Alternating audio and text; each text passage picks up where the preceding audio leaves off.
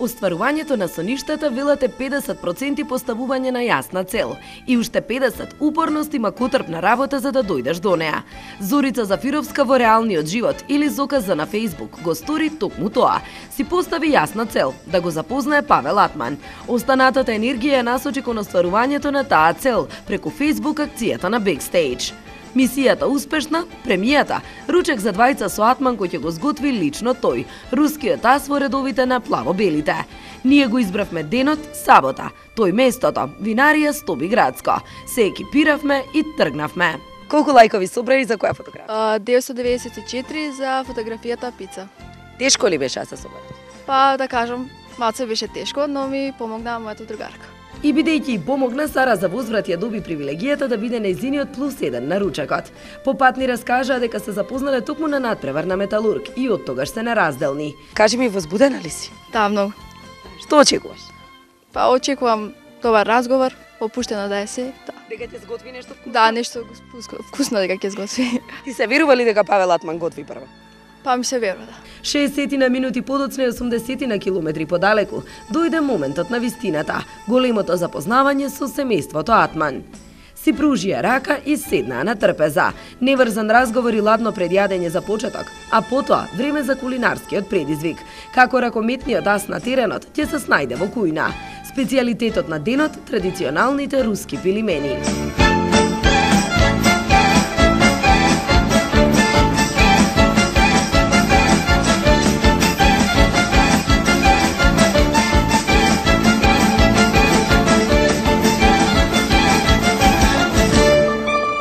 Гледајќи го како со леснотија ги витка пилимените, не можевме да не прашаме.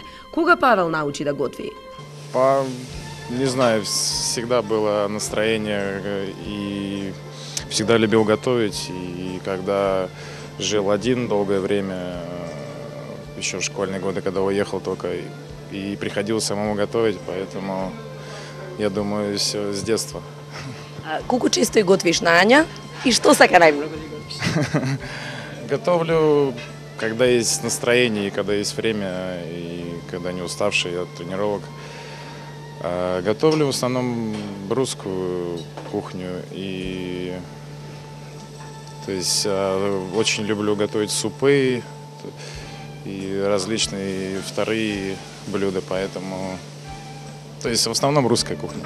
И ова што денес го сготви беше дел од традиционалната руска кујна. Домаќинки, подгответе пенкалата. Еве го рецептот. Это традиционное русское блюдо, его готовят, я думаю, в каждой семье в России. И ничего такого там нету, само мясо и тесто. И после варят его в горячей воде и едят с сметаной. Тоа е твоето омилено руска јадење? Да.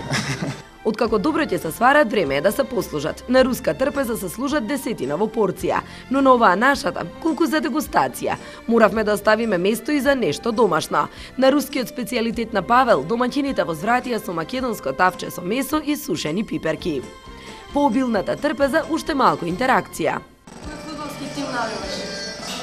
Па не знам, пред когда был млад, сам не интересира футбол, так глядам, а пред за Манчестер говорим. А вот каде рака? Рака е болен, не волим. А што може да те наути бидејќи на теренот си доста смирен? Ој! Ој! Па не знам. Па и може игране утакмици, знаеш, каде изгуби различни има во живот. Исто и жена може да измери. На крајот на прилично исполнетиот и необичен ден, дојде време да се сумираат впечатоците. Пробавте тоа што го сготви Павел Атман? Знае ли да готви? Се покажа ли? Да, се покажа, дефинитивно знае. Ви јаделе пак?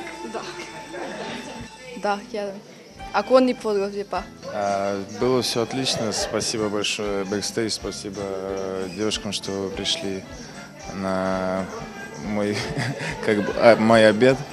Вот, и поэтому все супер. Спасибо Стоби, также ресторану за за сегодняшний день. Все супер.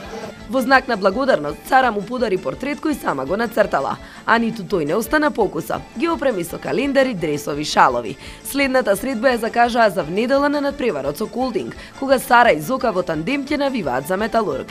Се разбира, во навивачките реквизити кои им ги подари Атман.